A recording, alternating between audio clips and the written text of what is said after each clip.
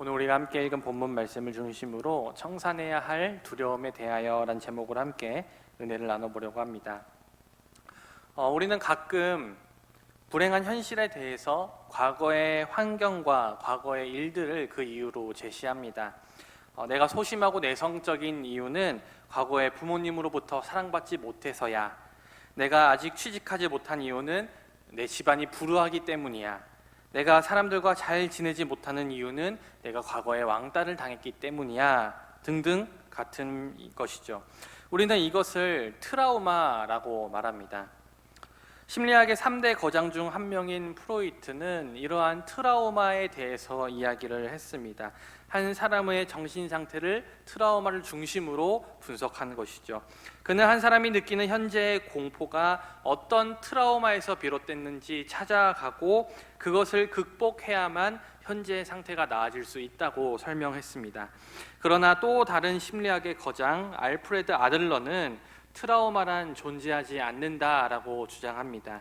인간은 과거의 영향을 받고 사는 것은 맞지만 그것 또한 인간의 변명에 불과하다라는 것이죠. 아들러는 사람들이 현재 자신이 느끼는 이 불행을 과거의 트라우마에서 찾는 것은 과거의 불행 때문이 아니라 바로 현재의 나 때문이라고, 내가 현재 노력하지 않았기 때문이라는 그 잔혹한 현실을 마주할 용기가 없기 때문이다 라고 말합니다. 다시 말해서 지금 현재 내가 불행한 것, 지금 현재 내가 성공하지 못한 것, 지금 현재 내가 어떤 불우한 환경 속에 있는 것, 그것은 모두 사실은 과거의 나의 어떤 경험이나 기억 때문이 아니라 현재에 내가 노력하지 않았고, 현재에 내가 극복하려 하지 않았고, 현재에 내가 안주했기 때문이다 라고 말하는 것이죠.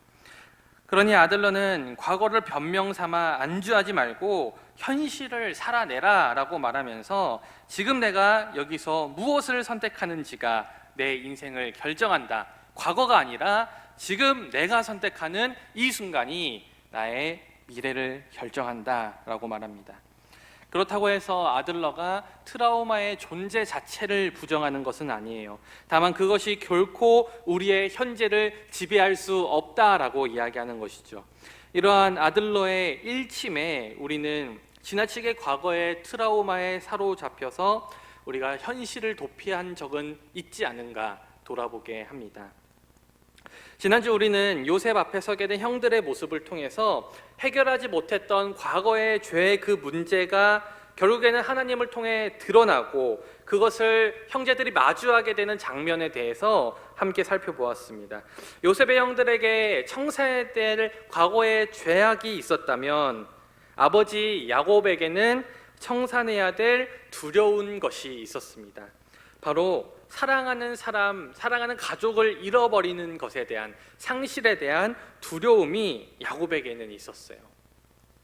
어쩌면 야곱이 사랑하는 가족을 잃어버리는 것에 대해서 지나치게 두려워하는 것도 사실은 이해가 됩니다. 왜냐하면 그는 사랑하던 두 아내 중 더 사랑하던 아내, 즉 레아보다 더 사랑했던 라헬이라는 아내를 먼저 떠나보냈어요. 먼저 떠나보냈습니다. 그 자신이 사랑했던 라헬, 그 라헬이 낳은 첫째 아들 요셉도 지금 야곱은 짐승에게 찢겨서 잔혹하게 죽은 줄로만 알고 있습니다. 그러니까 자신이 가장 사랑했던 아내도 잃어버렸고 가장 사랑했던 자식도 잃어버렸죠. 이러한 반복적인 상실의 슬픔과 괴로움의 기억이 그 사랑하던 아내가 마지막으로 남겼던, 정말로 이젠 이거밖에 없어, 이 자식밖에 없어 라고 말할 수 있는 베냐민이라는 자녀에 대한 집착으로 변화하게 되었습니다. 그래서 야곱은 베냐민을 잃어버리는 것에 대해서 굉장히 큰 두려움을 가지고 있었어요. 베냐민이 다치거나 어떻게 될까 봐 야곱은 늘 두려움 속에 살았습니다. 그래서 가나안 땅에 기근이 왔을 때 자신의 모든 아들들을 다 애굽 땅으로, 이집트 땅으로 보내었죠. 왜냐하면 사람들이 들고 올 수 있는 곡식의 양이 한계가 있기 때문에, 많은 아들을 보낼수록 많은 양의 곡식을 받아올 수 있기 때문에 모든 아들을 다 이집트로 올려 보냈지만 베냐민만큼은 보내지 않았어요. 어쩌면 우리가 베냐민 너무 어려서라고 생각할 수도 있겠지만 베냐민은 이미 이때 20살이 넘은 아주 청장년에 해당하는 아이였습니다. 그러니 사실은 베냐민을 보내지 않았던 것은 그가 너무 어려서가 아니라 베냐민을 지키고자 하는, 어쩌면 베냐민을 잃어버릴지도 모른다는 그 두려운 마음 때문에 야곱은 베냐민을 이집트 땅에 보내지 않았던 것이죠. 근데 하나님께서는 그것마저도 청산해야 될 문제로 바라보셨던 것 같아요. 그리고 그 두려움과 맞서도록 지금 야곱을 인도해 가고 있는 것을 우리가 오늘 말씀을 통해서 보게 됩니다. 지난주에 살펴본 것처럼 곡식을 얻기 위해 요셉을 찾아갔던 요셉의 형제들은 자신들을 정탐꾼으로 몰아세우는 그 이집트 총독, 사실은 요셉이죠. 자신의 형제 요셉으로부터 이야기를 듣게 되죠. 베냐민을 데려와야만 너희의 누명을 벗을 수 있다라고 이야기를 듣게 됩니다. 결국에는 그래서 시므온이 이집트에 남게 되고 나머지 형제들만 베냐민을 데리러 가나안 땅에 돌아가게 됩니다. 요셉은 가나안 땅으로 돌아가는 형제들을 위해서 많은 곡식을 주었어요. 지금 이집트 땅에서 굶고 있는 가족들을 생각하는 마음이었던 것이죠. 그리고 가는 길에 먹을 음식도 따로 챙겨 주었습니다. 게다가 그들이 곡식값으로 지불한 모든 돈도 그들의 자루 속에 다시 집어넣게 했습니다. 그렇게 가나안으로 향하던 요셉의 형제들은 나귀에게 음식을 주기 위해 한 형제의 자루를 열었다가 깜짝 놀라게 됩니다. 왜냐하면 곡식값으로 치렀던 은이 그대로 자루 안에 있었기 때문이죠. 그러니까 형제들이 그 돈을 보고 기뻐하기보다는 두려워합니다. 그리고 그들은 이렇게 말해요. 하나님이 어찌하여 이런 일을 우리에게 행하셨는가. 그러니까 그들이 자루에 든 돈을 보고 사실은 기뻐해야 하지만 두려워했던 이유가 무엇일까요? 바로 나중에 이집트로 돌아갔을 때 그들은 정탐꾼이라는 누명뿐만 아니라 도둑이라는 누명까지도 쓸 수 있는 상황이었기 때문입니다. 그들은 요셉이 다시 그 자루 속에 돈을 넣었다고 생각조차 하지 못했어요. 그냥 곡식값을 내가 치러야 되는데 깜빡 잊고 치르지 못했구나 정도로만 생각했던 것 같아요. 그래서 그들은 두려워하고 자신들이 도둑이라는 누명을 쓰게 될까봐 그러한 걱정 속에 휩싸였습니다. 참 재밌는 사실은 이전에 요셉을 노예로 팔아넘기고 그 돈을 받고 기뻐했던 형제들이 이제는 요셉이 형제들에게 돌려준 돈을 보고 두려워하고 있다는 점이죠. 그러니까 하나님께서는 과거의 형제들의 그러한 모습들을 통해서 다시 되갚아주고 있는 모습을 우리가 보게 됩니다. 집으로 돌아온 형제들은 야곱에게 모든 일을 보고했어요. 그런데 이들의 보고를 자세히 들어보면 몇 가지 사실이 빠져 있음을 알게 됩니다. 바로 그들이 3일 동안 감옥에 갇혀 있었다는 것, 시므온이 그들이 보는 앞에 묶여 감옥에 투옥됐다는 것, 게다가 돌아오다가 곡식값을 자루 안에서 발견했다는 사실조차도 말하지 않습니다. 아버지에게 말하지 않아요. 특히 그들이 시므온에 대해서 말할 때에는 마치 아무 일도 아닌 것처럼 그냥 의심이 풀릴 때까지 잠시 그냥 이집트에 머무는 것처럼 그렇게 이야기를 합니다.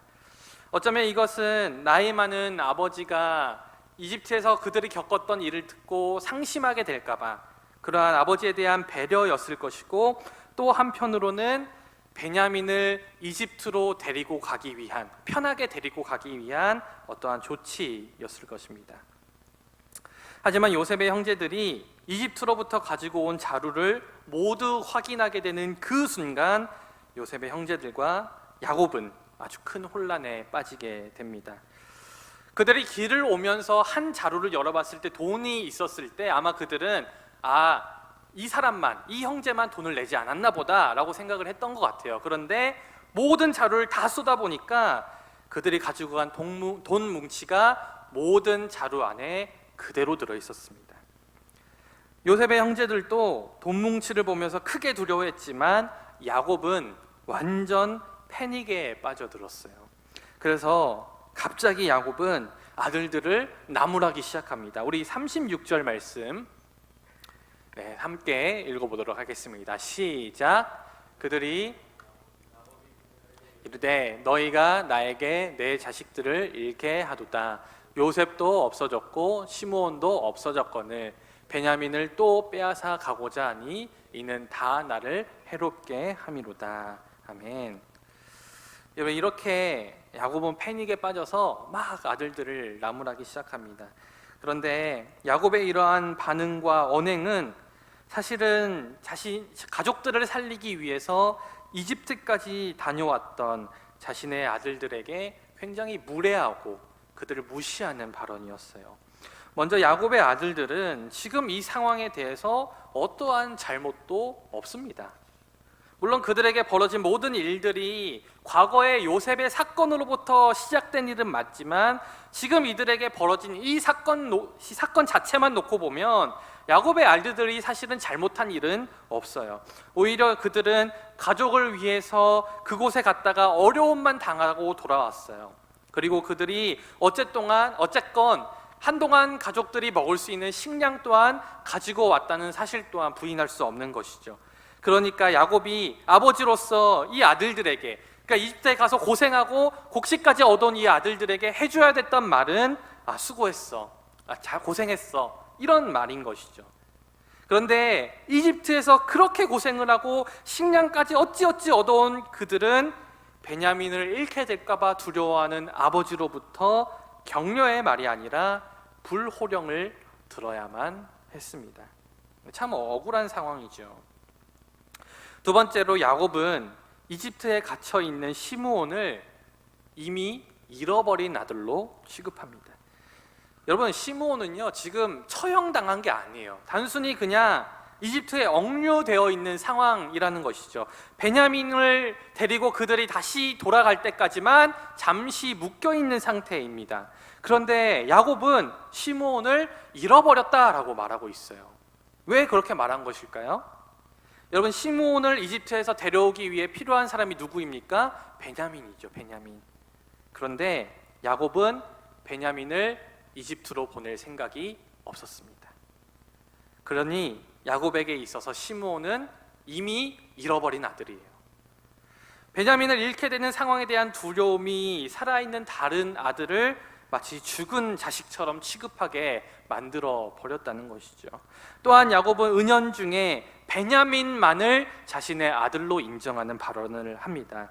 이집트에 베냐민을 데려간다는 말을 들은 야곱은 너희들이 내 자식을 다 잃게 한다라고 불같이 화를 냅니다.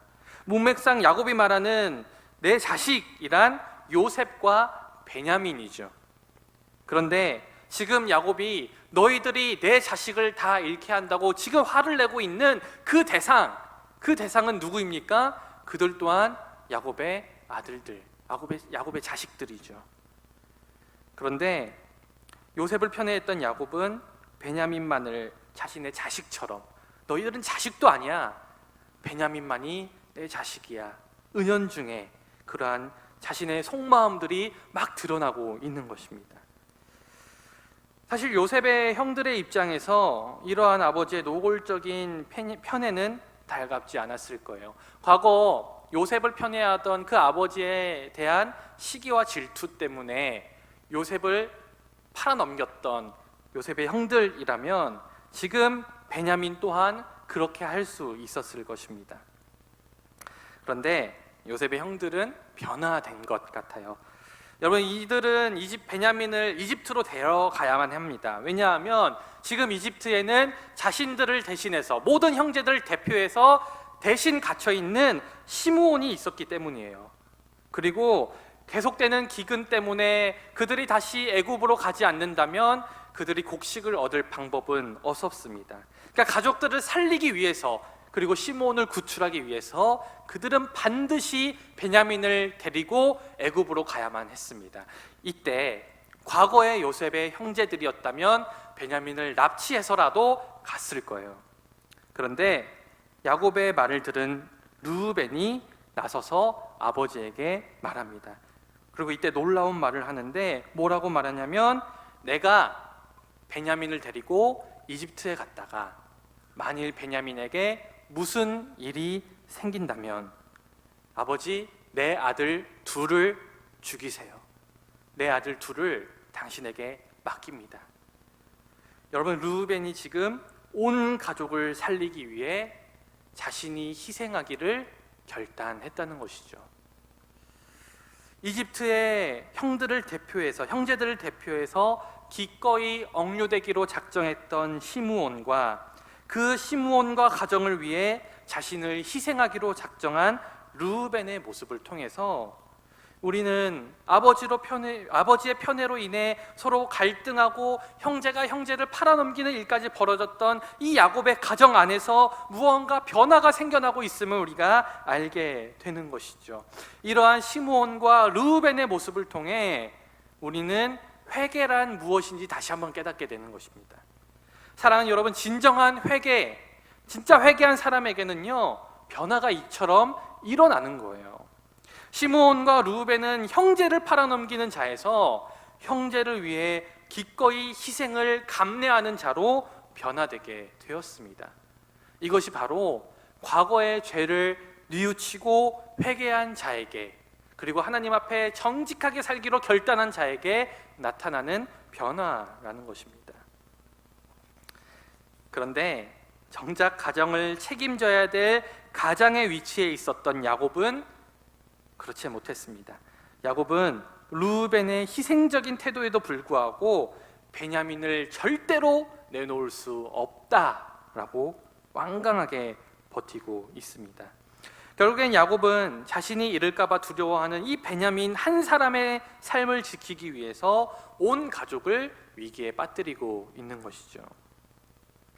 사랑하는 여러분, 오늘 우리는 이 말씀을 통해서 베냐민을 잃게 될까봐 두려워하는 야곱의 모습을 보게 됩니다. 오늘 야곱은 이렇게 생각했던 것 같아요. 이 아들 베냐민, 내가 너무나 사랑하는 이 베냐민이 없으면 나는 죽을 거야. 나는 살 수 없을 거야. 이 베냐민 절대로 지켜야 돼. 베냐민 없으면 나는 살 수가 없어 라고 생각했던 것 같아요. 그래서 그는 자신의 10명의 아들이 다 죽어도 베냐민만큼은 절대로 내놓을 수 없다라고 생각했습니다. 그런데 여러분, 그가 처한 진짜 현실은 무엇입니까? 베냐민을 내놓게 되면 그가 죽는 게 그가 처한 현실의 올바른 인식이 아니죠. 그가 처한 진짜 현실은 뭐냐면 베냐민을 내놓지 않을 때 자신을 포함한 온 가족이 죽게 된다는 현실입니다. 이처럼 두려움은요, 우리의 이성을 마비시킵니다. 야곱은 이성이 마비됐어요. 베냐민을 내놓을 때 내가 죽는 게 아니라 내놓지 않으면 자신을 포함한 온 가족이 죽는 상황을 인지하지 못하고 있는 것이죠. 이처럼 두려움은 우리의 이성을 마비시키고 현실 감각을 마비시킵니다. 그래서 지나치게 무언가 두려워하는 것은 우리로 하여금 잘못된 판단을 내리게 하는 것이죠. 여러분, 혹시 여러분들에게도 야곱처럼 무언가 잃을까봐 두려워하는 것이 있습니까? 아마 우리에게 하나씩은 그런 것들이 있을 거예요. 다른 거 다 잃어도 괜찮지만 이것만큼은 없으면 안 돼. 다 없어도 괜찮은데 이거 하나 없으면 나는 죽을지도 몰라. 여러분들이 그렇게 소중히 여기는 그것을 오늘 성경은 여러분들의 베냐민이라고 이야기합니다. 그리고 성경은 그것을 뭐라고 부르는지 아십니까? 바로 우상이라고 부릅니다. 야곱에게 있어서 베냐민은 우상이었어요. 하나님보다 더 사랑하는 것, 하나님이 내놓으라고 했을 때 절대 내놓을 수 없다고 말하는 것, 하나님이 이거 없으면 저 죽어요 라고 말하는 그것이 바로 우리의 우상입니다. 그런데 지금 하나님께서는 야곱으로 하여금 베냐민을 내놓을 수밖에 없는 상황 속으로 몰아가고 계십니다. 베냐민을 절대로 내놓을 수 없다던 야곱은 결국에는 이어지는 기근 때문에 온 가족이 굶어 죽을 위기가 찾아오자 결국에는 베냐민을 내놓을 수밖에 없었습니다. 사랑하는 여러분, 우리에게 우상이 있다면 우리는 분명 그 우상을 놓고 버리는 하나님의 시험을 마주하게 될 것입니다. 그렇다면 왜 하나님께서는 나의 이 소중한 우상을 뺏어가려고 하시는 것일까요? 왜 내놓으라고 말씀하시는 것일까요? 여러분, 하나님께서 그것을 뺏어가는 게 아닙니다. 여러분들을 그냥 막 괴롭게 하고 말려 죽이려고 그것을 내놓으라고 하시는 게 아니라는 것이죠. 다만 하나님께서 우리에게 정말로 알려주고 싶으신 것은 그거 없어도 하나님만 계시면 살 수 있다는 사실입니다. 내가 목숨보다 소중히 여기는 그것 하나님이 가져가셔도 하나님이 지켜주시고 하나님이 보호해 주시고 하나님이 날마다 일용할 양식을 제공해 주시면 살 수 있다는 것, 얼마든지 자유롭게 살 수 있다는 것, 그것을 하나님께서 우리에게 알려주기 원하신다는 것이죠. 그래서 우리가 목숨을 걸고 지키던 우리의 우상을 하나님 앞에 내려놓을 때 나의 삶을 지탱하던 것은 내가 붙잡고 있었던 그 우상이 아니라 바로 이 세상 어떤 것보다 크시고 나를 사랑하시는 하나님, 그 하나님이 나의 삶을 지탱하고 계셨다는 사실을 우리가 깨닫게 됩니다. 그래서 우리는 우상을 내려놓을 때 참된 자유가 찾아옵니다. 왜냐하면 더 이상 무언가 붙들지 않아도 되기 때문이죠. 사랑하는 여러분, 이제 야곱은요, 베냐민을 하나님 앞에 내려놓을 때 그는 잃어버렸던 요셉이라는 아들까지도 되찾게 될 것입니다. 그러니 하나님께서 우리의 우상을 취하여 가시는 것은 결코 징계나 징벌이 아닙니다. 더 큰 자유와 더 큰 만족을 우리에게 알려주시고자 하는 사랑의 방편이죠. 내가 붙들고 있는 것 때문에 하나님을 더 알지 못하고, 내가 붙들고 있는 것 때문에 하나님께 더 가까이 가지 못하고, 내가 붙들고 있는 것 때문에 하나님의 은혜를 충만히 체험하지 못하기 때문에 하나님께서는 그것을 가져가심으로 더 큰 사랑, 더 큰 은혜, 그리고 더 큰 삶의 자유를 우리에게 선물해 주시고자 하는 것입니다.